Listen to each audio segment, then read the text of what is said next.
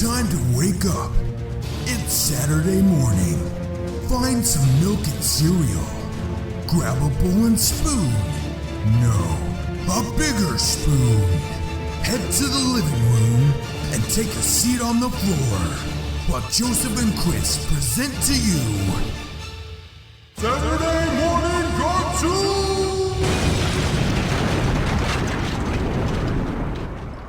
Hello everybody, welcome to Saturday Morning Cartoon Boom! This is a show where we work with the Saturday morning sun, plopped on the floor with a big glow of sugary cereal, and watch all your favorite cartoons, both old and new. I'm Joseph. And I'm Chris. And this morning we watched Tom and Jerry and the Wizard of Oz. We may have goofed last, was it 2 weeks ago? Well, technically this goof goes way far back. I mean, back when I was your age. It all started when... Yeah. Ira Sutton wanted us to watch this, and I guess I wasn't paying attention, and I thought he was requesting separately a Tom and Jerry and then a Wizard of Oz cartoon, but it literally says Tom and Jerry and the Wizard of Oz, and I was like, oh, those are two things. Cool.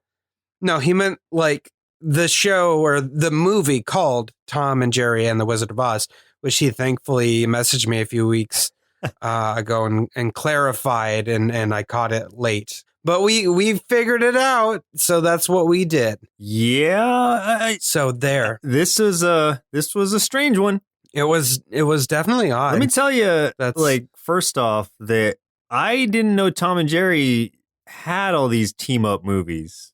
I didn't either. I just now learned. Yeah, apparently there's a bunch though. Like I think they team up with Sherlock Holmes or something at one point too. It's true. Yeah, there's some weird stuff out there. Why wouldn't they? Like I knew Scooby did it, and I like those, but no idea. Like Tom and Jerry, just couldn't see this happening. I guess they made it happen here, but we'll talk about that. But before we get into it, I want to do something different. I have a 5-star review from iTunes that I wanted to read real quick. Mm-hmm. And I was just like, we've been gone for a week, and so I'm like, you know what? I want to start this off on a great note. And I want to read this review, this newest review we got, because it'll make us feel real good. Okay. Go ahead. This is a 5-star review from Indigo Platypus. The title is "I'm Wearing Pants, or Am I?" And this is why this is the best comment you'll see really well. Okay. If you love cartoons, this is the podcast for you. Chris is hilarious, and Joe is a Texan. So there is that. They watch and review cartoons. They watch and review cartoons I love and have great nostalgia for. How have you not done Thundercats, the original series, yet, though? Also, might I suggest Samurai Pete's Cats? They've got more fur than any turtle ever have. Well, both are on the list, so eventually we will get there. And thank you for that review. I'm glad you think I'm so funny, and I'm glad that you think Joseph's so Texan. I don't even know what that means, but I accept it. Don't you feel good now? I feel the same. I don't feel any different. I feel more Texan, I guess. There you go. But that's something. I don't even know what that means. But I appreciate the 5 stars. I'm neutral towards the Texan comment. Yeah, like people give us go in there and on Apple Podcasts and rate us. Give us an honest 5-star rating. Because we've had a slew of trolls in the not too distant past that tried to give us a bunch of 1s, obviously without leaving comments because they're trolly.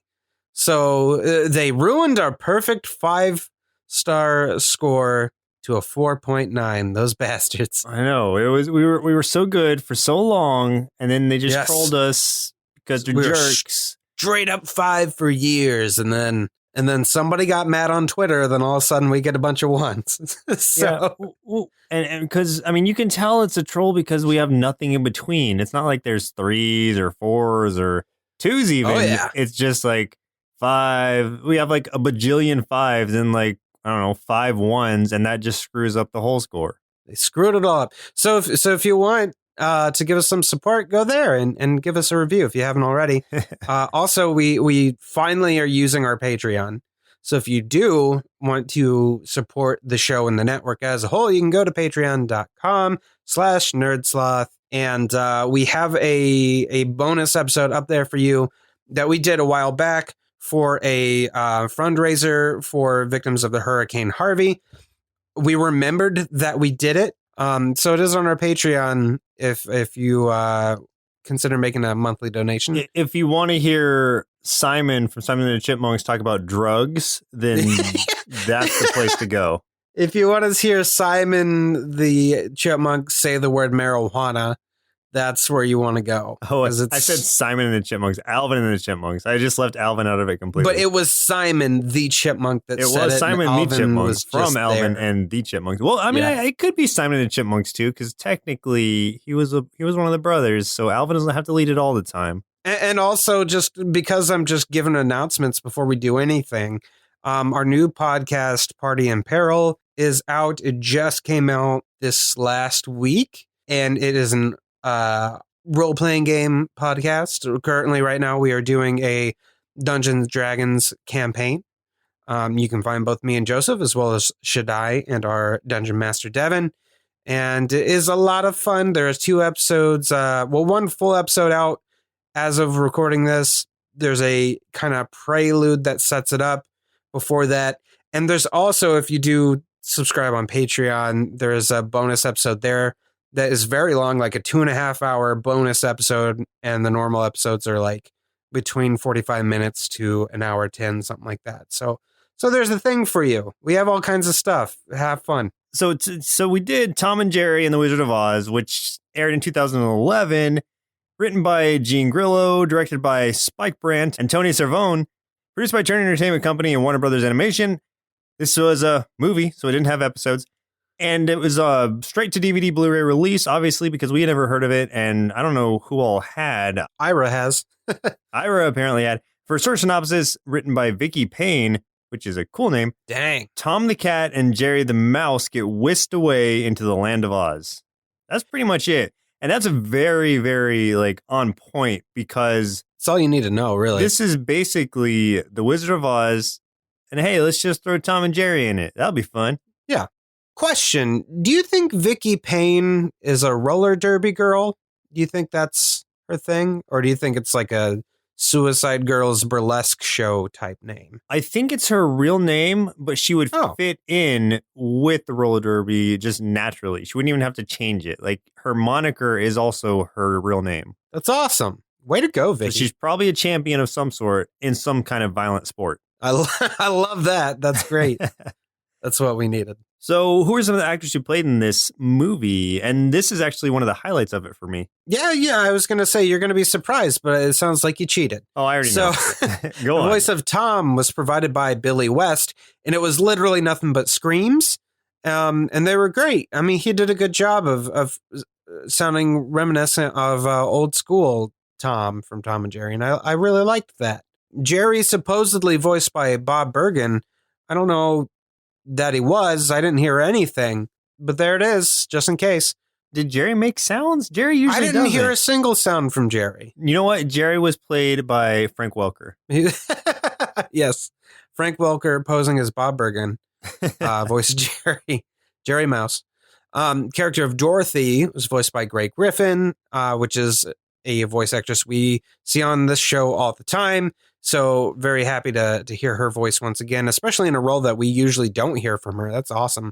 Oh, yeah. And her singing voice was a different actress. This was Nikki Yanofsky, and great voice, honestly. Oh, yeah. See, I didn't know that much. I was like, man, Gray has a really great singing voice, too. But this other person sounded a lot like her. Like, it was like a seamless transition between Dorothy's voice and this singing voice. So they did a really good job. That I think is really cool, because there's so many shows out there, and especially there's a lot of Disney movies out there too, that like once they start singing, you're like, that is not anywhere near the same person, like not even close. Right. That would be like I start talking and then my singing voice is like my girlfriend, Rochelle. And they'd be like, I don't know. Doubtful, but it is the internet, and there are never lies on the internet, so it must be true. You think someone would go on the internet and just tell lies? That was a line stolen from Arthur. If anyone's familiar with Arthur, we reviewed it once. Yeah, Arthur's tackling the big things now, man. He's tackling the internet. I bet he tackles memes in an episode at some point. I forgot about that. Man, Arthur's such a great Dabbing. cartoon. Arthur tackling dabbing. I bet he's doing dabbing and jeweling. No, it would be DW doing the dabbing, and Arthur would correct her because Arthur's like an old man now. Arthur's learning a lesson about jeweling. DW's dabbing in the corner. Oh, God, that's terrible. Buster's just not paying attention playing Minecraft. Oh, sorry, Minecraft's sold now. He's playing Fortnite. So. Yeah. God, wow. What have we become? No, please don't do this to Arthur. He's so innocent. He doesn't deserve this. No, this just made me want to do that Arthur fist. You have become the fist meme. Yeah, I am the fist meme now. That's my anger over changing Arthur like that. But that's evolved. Now it's become Yoshi. Yoshi is now doing the fist meme. Is it really? Oh, I didn't see that one. I've seen a lot of that in the last week. So send that to me because I've never seen it. I will find it. The voices of the Wizard, Butch, and Droopy, all voiced by Joe Alasky. Voice of Scarecrow, voiced by Michael Goh. The voice of Tin Man was Rob Paulson. The voice of the Cowardly Lion was Todd Stashwick. Voice of the Wicked Witch of the West was Lorraine Newman. And finally, the voice of Tuffy the Munchkin Mouse was Kath Soucie. So you never heard of this. I never heard of this. Let's get right into it. Okay. Before we even start, I'm going to tell you what would have made this movie better for me is if they had... they could keep Tom and Jerry in it, but I wanted it to be what I thought it was going to be at first, where it's the movie going along normally, and then Tom and Jerry are just kind of in the background. Like Dorothy doesn't even know they're there in the Land of Oz with her, but they are making small choices that are saving her life. And they're what keeps the movie moving along without being part of the primary group. They're just sort of in the background. I think that would have been interesting to see how they would have affected everything from that background perspective. But I like that. Yeah. And the reason I thought it was going to go that direction was because of what they did with the rocks in one of the first action scenes where they kind of turned them into dandelions with the witch's wand. And it saves Dorothy, but she has no idea how that happened. And so I was like, oh, that's cool. I like the direction they're taking, but then it just completely flips it into oh, hey, Tom and Jerry, what's up? Come join our group. They kind of set it up like that in the beginning too, before the tornado and Dream and all that good stuff, where it's just kind of them on the farm and stuff. There's Dorothy keeps almost getting injured or killed constantly. And they keep having to stop it, which usually just means Tom basically, if he was a person, would be horribly mutilated or killed in terrible ways. Right. So, yeah, I kind of see why your line of thinking went that way. And there were times that they kind of sort of looked like they were going to do it. And then they would catch back up to the rest of the group and stuff. And then it kind of went out the window. Where I thought it was going to go was just at the get-go. And obviously, once they got to Oz, I knew this wasn't going to be the case. But I was kind of oh, well, maybe then Tom and Jerry are going to take the place of Dorothy and Pluto. And they're going to be the ones that meet everybody and stop the witch and all that stuff. They go through it in their footsteps. That's what I expected. So both of us were very wrong as to what this was going to be. And just because you were okay, the one thing that could have made this work for me, was if they did that. The one thing that could have made this work for me is if Tuffy never existed. So, yeah, I have not really used my list of worst characters for a long time, and Tuffy's going to make that list, bro. He's made it. He would start my list if I had one. Oh my God, he's awful. Okay, it's if they had kept it like I had wanted it, where they're just in the background all the time, then yeah, they could have used some kind of narrator or narration in general. It's almost like pulling some Scrappy Doo things where it's I'm little but I'm tough, but I want to be something else, Yeah, and it's what's unnecessary, and the fact that they caught up with the group anyway. Like you were saying before, Dorothy easily could have taken over that narrator role, so there was no reason for Tuffy to even be there. Oh, yeah, I 100% agree. Yeah, they totally pulled a flim flam, which I always go back to him from God, this was like the third or fourth episode we ever did on the show. Oh, wow. From 13 Ghosts of Scooby-Doo. That character was 100% not needed. In fact, like everything in his role could have been done by Scrappy, and you guys know we hate Scrappy-Doo anyway, but still, like, there was not a reason for Tuffy to be in this. They could have gotten through this whole thing without that character. It could have been taken over by other characters in that role of being able to speak and lead you through it. So it just was, yeah, I don't get the logic when people throw characters like this into their shows, because I feel like it just kind of ruins it. What I was leading to before we went off on this tangent against Tuffy again, it looks like Jerry's like the accountant of the whole place. Like he was He's counting chickens. He was cataloging these chickens because some of them he was calculating the thought of losing some chickens because one of the incubators had gotten broken or something. And he's got this like pad out that he's writing these numbers. I mean, it's just addition, subtraction, whatever, but he's got some calculations on there.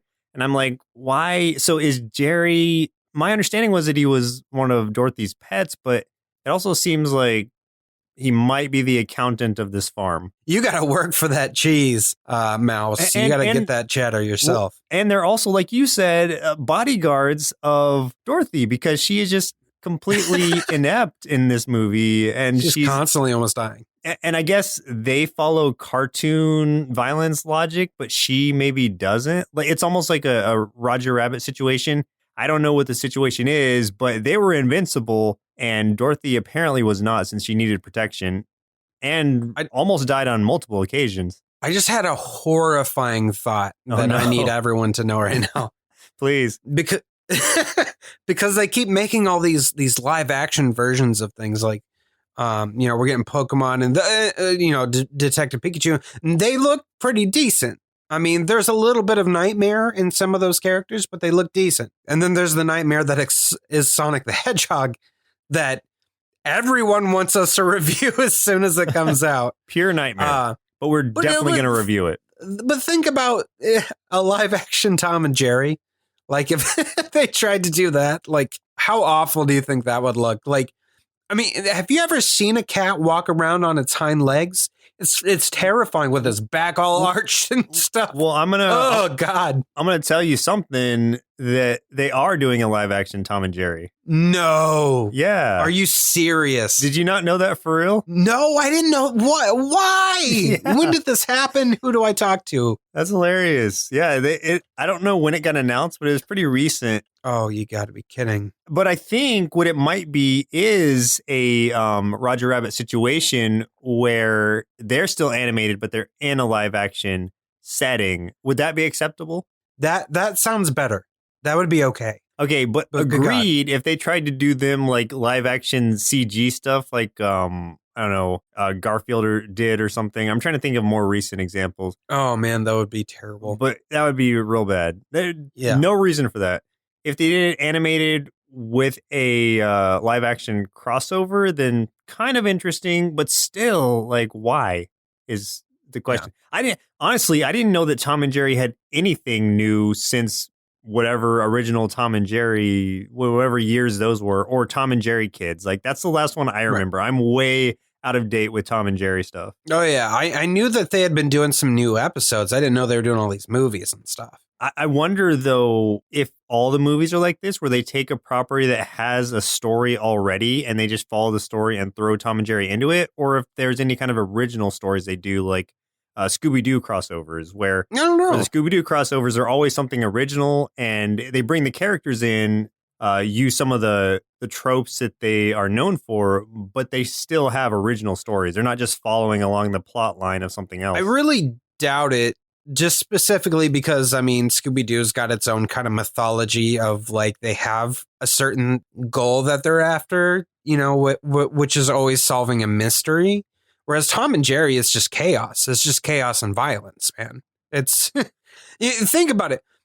Tom and Jerry's, like, one of the most original, like, violent cartoons out there because, like, they're constantly, like, Tom is constantly getting, like, maimed or cut in half or decapitated or blown up or all kinds of stuff. And the whole reason why is because Tom wants to eat Jerry. Yeah. In this, though, they kind of like tone it. They don't tone it down, but they just like change the direction where Tom wants to eat all the chickens on the farm, and he goes after the weak prey too. Like the chicks will fall out of the nest, yeah, and he goes after him. Going for the chicks. So Jerry has to protect the chicks from him, and it's only because of Auntie M that Tom and Jerry like have a truce where they have to get along and have to protect. Yeah, they almost have like a life debt to Dorothy in some way, and this is a story I want to see. Like what did she do? In what way did she save them that has them having to owe her a life debt? Well, I'm going to take a guess that at some point, like an anvil fell on Tom, and she was the one that got the basketball air pump and hooked it up to his mouth and manually pumped him back into his regular size.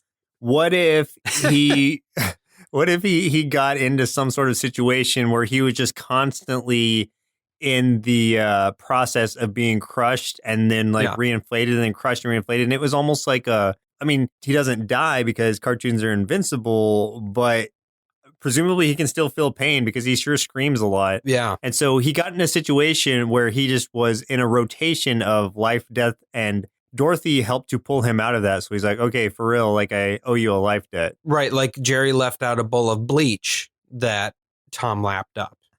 And was sure dying terribly. That's dark. Yeah.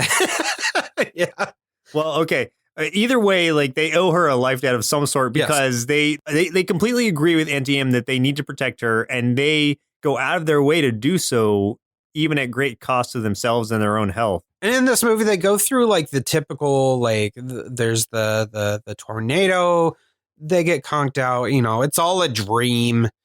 But they end up in Oz. But when they wake up, Dorothy has already gone on her way. There are no munchkins around except Tuffy, the little mouse that sucks, and everyone. Oh, God. Well, that's why I thought that it was going to be like they jump in and help her from the background because Dorothy's story has already started. Yes. By the time Tom and Jerry get in there. So I was like, oh, that's cool direction, but they just mess it up. Yeah. And I was just kind of like, I got my glimpse of hope and it was taken away from me. And that I'm like, okay, well, you know, in the Wizard of Oz, the Munchkins don't accompany Dorothy. Like, they're one and done. Like, hello, lollipop song thing. Bye. Follow those yellow bricks out there. We laid that road down for a reason, so follow it. That's so eloquent. Follow those yellow bricks out there. Lollipop stuff, done. So I was like, cool. We won't get stuck with Tuffy. No, Tuffy's like, hey, I don't have anything going on today. My calendar's free. So I'll just follow you through this entire movie and I will be the main focal point of the entire thing. Tuffy's got more screen time than anyone else in this dang movie. That's true. As a character that didn't exist before and no one wanted, he's sure to get a lot of screen time. Yeah. Oh, God. And then, so like at first it's just these three kind of going along the road. They meet some crows that are kind of screwing with them, trying to get them to go the wrong way. And I'm like, okay, you know what? They're going to slowly meet each of the followers, like Scarecrow, Tin Man, Lion. Nope. Eventually they just run into the entire group all together and they're like, oh, we already did it. Cool. Let's go talk to this wizard man. You know, it's almost like you have to have the knowledge of the Wizard of Oz, the movie, to be able to follow this because they don't fill in the gaps for you. It's just like, hey, this story's happening and here's Tom and Jerry. That's true. And I would think most people probably have it, but I bet there are some younger kids out there that don't know this story yet. Yeah. And maybe they're intrigued by like, where did these other guys come from? Yeah. That's random. Did you know, Joseph, that there is a Wizard of Oz museum out here in Minnesota? The ruby slippers are there. They got stolen once a long time ago and they were lost for a long time. I think they have been recovered and I think they are now back. But just so you know. I did not know that. Grand Rapids, Minnesota. There's nothing else there. So, have you been there? Nope. Driven past it a few times. It's right across from, I think it's a coal mine or something. I don't know, something that stinks. It's right across from something. Maybe it's a paper mill. I don't know. It smells like eggs, like rotten eggs out there. But nice. I mean, there it is. There's that. Well, that's cool. Yeah. That's cool. The shoes still smell like Judy Garland's feet, as far as I know. The witch is like, hey, let's go, let's steal them people. And yeah, the monkeys rip the scarecrow in half, which is great. They find the wizard at one point. Yeah. He literally tells them they have to kill the witch. It's like, go kill her and take her broomstick. I could be wrong. I don't remember the original movie when him being like, you should go kill this lady. You know what? Well, maybe he did. Maybe I've just like pacified it in my mind, but I don't remember her being sent on an assassination mission either. Yeah. I would think that'd be something I'd remember, but maybe not. It's been a while. It was weird. It was a little weird. One of the highlights for me was Droopy as a guard. Yeah, that was good. funny. That was good. We got some classic Droopy gags here where like when they're trying to get away from Droopy, in every room they run into, he's already there. Droopy is a horror movie slasher villain because he is just always one step ahead of them. Yeah, it's true. I love him. You know, I bet somewhere out there somebody's made like a horror version of Droopy. Oh, you easily could. Like his voice is already low enough. Just put some kind of weird like echo to it. Have him really shadowed where like you just kind of, you end up in that room and it's all dark and you hear the voice and just look over and you can just barely see him in the corner. Oh God. I just got chills. Yeah, right. Dude, he's so small. Like he could, walk real quick between your legs. You wouldn't know he was there. Well, and he's like a ninja because you never know like like he seems very like slow moving, like just taking his time, but he can warp in front of you. It's true. So he's like the perfect guard. The witch made a good choice there. Yeah. And he's training Butch, that big like bulldog or something that's in the cartoons also. Yeah. Those are some cool cameos, but strange to have Droopy in it, but I'm glad he was there. Tom and Jerry and Tuffy specifically found out that water would kill the witch. So they're trying to get water, but they're completely, they're all dumb. They keep spilling the bucket of water they've got. But like one thing I don't get is they could have that one time where they lowered Tom down into the moat to fill up the water. Alligator bites him because he's a mouse. Jerry is obviously stronger than any mortal and can pull the alligator all the way up and wrench his jaws open and get Tom in the water out. But when they spill it, instead of just lowering Tom down a second time to get more water, they instead look outside and find a rain cloud that's sentient and just moving around on its own. And they're like, let's chase it. And that's how we'll get our water. And I'm like, what? At one point, Jerry lassos it with the rope. Yeah, I didn't know you could do that. The idea is there, I guess. Like, let's make this rain cloud douse the witch, but it escapes somehow. I can't even remember how the cloud gets away. Yeah, it just always gets away. Well, eventually, like the scarecrow gets set on fire by the witch. That was pretty cool. I like that. I don't remember him ever actually using his handgun that he had, but I know he had it. I saw it there. I'm sure in one scene. He was firing it, left and right. I'm sure he killed a couple of those monkeys for sure. Oh, at least grazed one of them, of course. So, of course, to put the scarecrow out, Dorothy gets water, which doesn't she also know that the witch is weak to water? Or is it only Tom and Jerry that know? In this, no, she doesn't know. Oh, okay. So it's only Tom and Jerry. So it makes sense that she wouldn't just be like, oh, hey, like this is a easy thing because I've already got it. And Tom and Jerry can't communicate with her. But it seems like Tuffy would have. I don't know.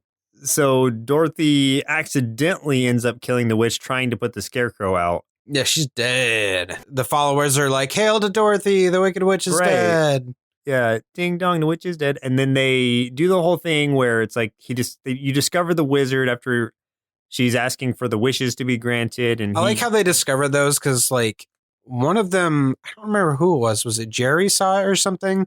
Yeah, I think Jerry saw his feet and was trying to get their attention. No one was paying attention. So he like hit Tom or made Tom angry and ran into the booth. And Tom chased him and they started fighting. And that's what revealed the wizard. Then he's like, okay, well, I'm going to grant your wishes anyway by giving you some stuff it really doesn't even focus on the Scarecrow, Tin Man, and the Lion at all. Like, they get some medals or something, but then it goes back to Tom and Jerry, and they have to, of course, make Tuffy taller because that was his they wish. shoehorned Tuffy into the whole like he was part of the original 3 to begin with, where like he was just, if I only had the height, and so they gave him some stilts. Yeah, it's kind of a cop out. So he's on the tall wizard's enough part. to see how much I don't care. And the wizard, I mean, it really, like, at this point, it just goes through the same motions where the wizard floats away in the balloon, and then Dorothy has to click her heels together and say, like, there's no place like home. Like, the good witch comes in. Like, every part of the Wizard of Oz is there. I can't promise that it's exactly like the Wizard of Oz because I don't remember enough, but there's definitely the highlights of it to show you know what's going to happen. Basically, there's not going to be many surprises for you as you go through this. It might get there in a slightly different way because Tom and Jerry are thrown into it. Tom, Jerry, and Tuffy are thrown into it, but you're going to end up in the same place. And she ends up back at home. You see, Droopy had said, like, he wanted to be a local haberdasher instead of a guard. And so in the real world, like, he ends up becoming that. And then the wizard's there, but he doesn't even talk. I don't know what he is anymore. I think Tuffy's there too, isn't he? I don't know. I by that point, like, to save myself from this reoccurring and like remembering Tuffy after this episode, like, my mind at that point broke, and Tuffy no longer existed on screen to me by the end of this movie. So I couldn't tell you if Tuffy was there or not.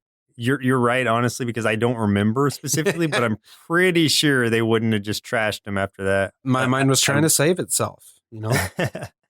Yeah, so otherwise, it's really the only way it resets it is like Tom and Jerry start fighting again, so they're back to their regular antics, and it's like, okay, everything that just happened in this movie you can ignore because now it's just Tom and Jerry fighting again. Yeah, nothing else matters. There was no character progression. Nope. Dorothy obviously had some progression. Tom and Jerry are just back to their antics. Something else I wish they had done was started out black and white, like the movie. Oh, that would have been cool. Well, what did you think of the style of this movie, though? Animation wise, I think it was fine. I mean, it was good. It looked good. I have no, like, for me, I think it was a decent movie. It just, like, it wasn't that necessary because it was just replaying The Wizard of Oz with Tom and Jerry shoehorned into it. I liked the color of this movie a lot. I do agree that it would have been cool to see the first part in black and white. But I did like the colors. I liked the character designs because it looked like a cartoon kind of from that era. Mm-hmm. However, I did not like the actual animation, like the body movement when it came to some of the characters. Like, it just did not look right. Especially the very beginning with like Auntie M. There was like a certain scene where it was very obvious to me that the animation of her was in a loop. And I think because it was so obvious, it just did not look right to me. And I was like, ew. I think I remember noticing something like that with the uncle also. Yeah, same scene. Okay. Is it where they're out by the chicken coop?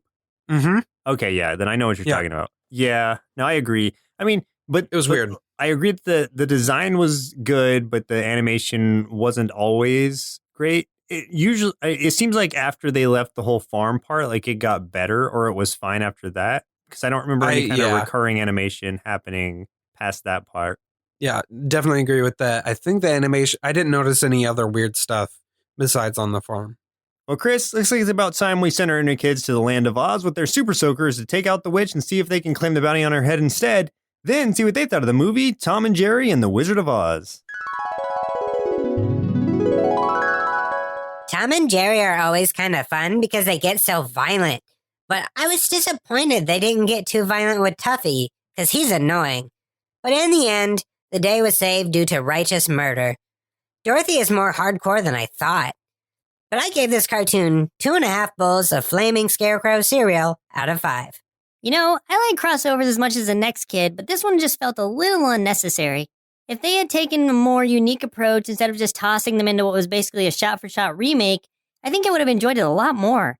Instead of stepping into a preformed story, maybe they should have just taken a cue from Scooby-Doo and met up with Harlem Globetrotters or Batman 66 or something.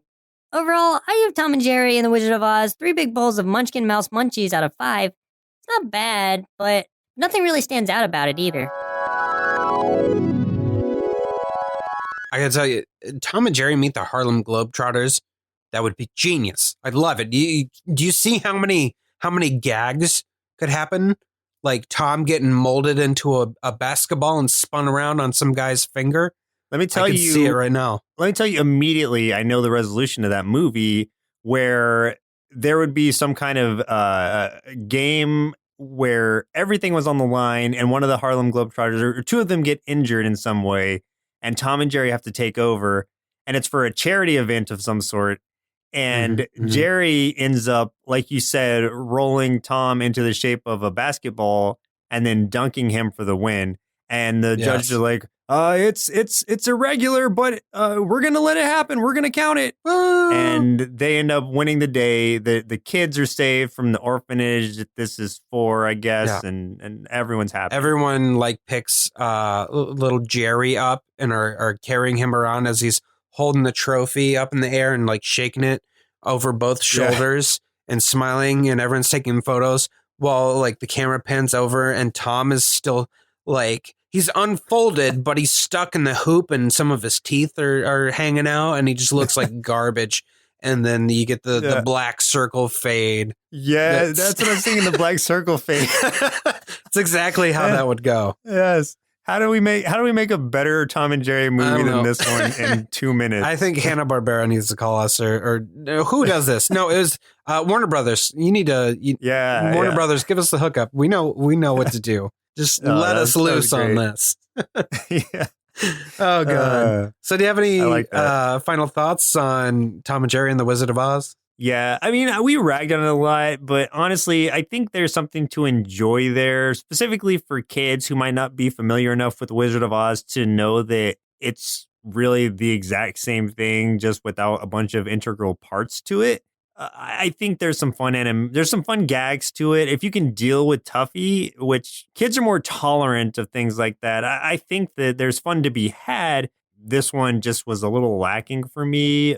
I won't recommend that you go out and watch it, but if it happens to be playing somewhere and you want to check it out, like I saw it on Boomerang. So if you want to see it if you have Boomerang and you want to check it out, like go ahead, but otherwise don't seek it out because I don't think it's worth like a hunting down, I'll say. Yeah. To me, the art style was pretty sweet. Like we already said, some of the movements kind of fell off to me for a weird reason. I can't pinpoint well other than that weird looped animation. But the story was a fun retelling of the classic, except for Tuffy, who was 100% unnecessary to have it all and had way too much focus through this movie on him when it should have been more on Tom and Jerry. And again, I don't want to discredit Kath Soucie, but I really don't like those kinds of characters with that kind of voice. It just got me really irritated and I felt I couldn't enjoy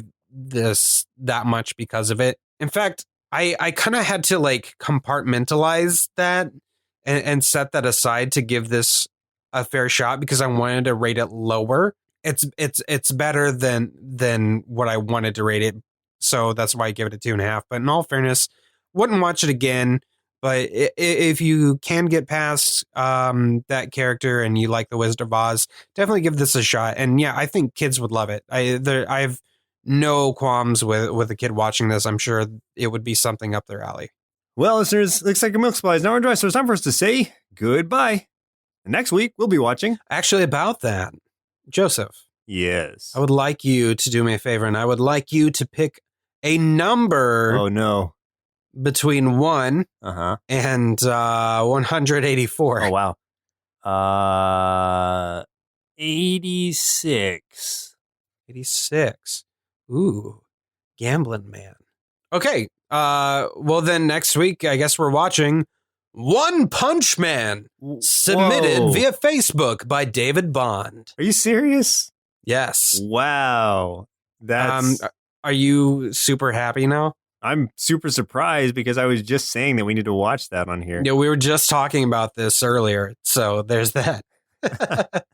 Good job. Cool. All right. Well, there you go. Have you ever seen it before? I didn't know. No, I've been Oh. avoiding it specifically so we can do it on the show Oh, because man. it gets so much hype, and I'm like, the pictures I've seen makes me want to think that it's really stupid, but everyone tells me how awesome it is, so I'm purposely staying away from it till now. Okay. Well, I'm going to tell you that I know that you're going to like it. I Okay. wouldn't normally say that about things because I don't always know when you will, but this one I'm 99.9% sure that you're going to like it. 99.9. That's a good number. It's very high. Very high Okay. probability Okay. that you're going to enjoy this. I like those odds. You should. Those are good odds. Yeah. Well, that's awesome. Thank you, David Bond, for suggesting this because we've been talking about it anyway, and I've been wanting to rewatch it. So great. Yeah. David's always good at picking stuff for us, so thank you, David. All right. Well, once again, I'm Joseph. And I'm Chris. We'll see you next Saturday. Presented by Nerdsloth. A place for lazy nerds. If you like what you heard, consider donating at patreon.com/nerdsloth so we can continue bringing you quality shows. Be sure to also leave us a review and share your favorite episodes and clips on social media. If you're looking for more content, visit us at nerdsloth.com.